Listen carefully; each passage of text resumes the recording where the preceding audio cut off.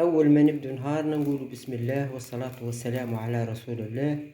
اللهم صل وسلم وبارك على سيدنا محمد وعلى آله وصحبه أجمعين. حطينا القهوة الطيب، توا قهوتنا نحطوها الطيب ونستنوها تطلع شوي.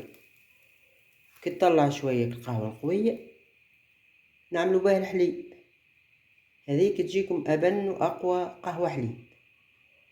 توا حطيناها على الغاز نستنوها تطيب. ان شاء الله ايامكم زين وفرح وسرور، وان شاء الله كل عام وانتم بخير وموجودين. نتمنى لكم السعادة والصحة، يا رب يدلنا الطريق المستقيم وطريق الخير يا رب العالمين، ورب يعطينا الصحة أجمعين. وإن شاء الله كل يوم نصبحوا لاباس ونعملوا الخير ونعملوا اللي يرضي ربي سبحانه والرسول صلى الله عليه وسلم. تو نستنوا في قهوتنا تخرج شوي، كل يوم نعمل هكا قهوة الحليب.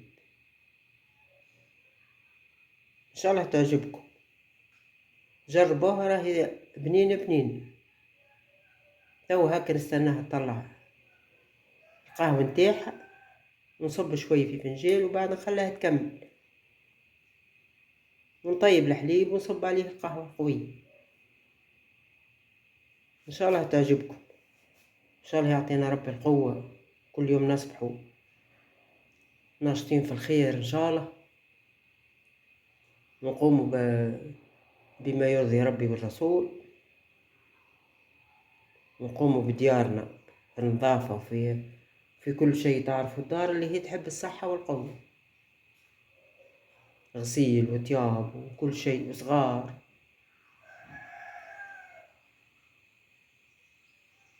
وعندي دجاجات نزيد نكمل قهيوتي بعد ما نريقلها ونشربها وناكلش معاه الكتب يويو خبز اي حاجة، وبعد نمشي نعلف الدجاجات.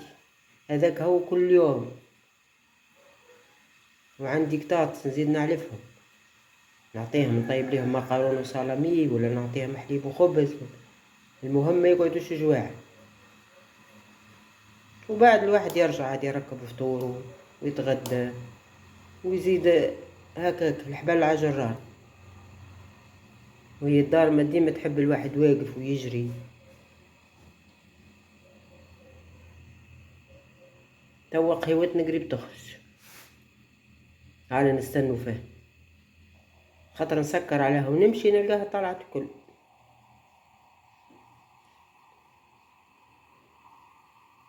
هاي بدت باش تخرج تو،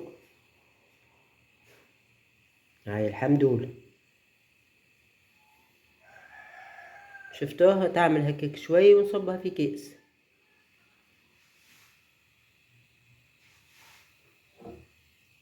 هكا يزي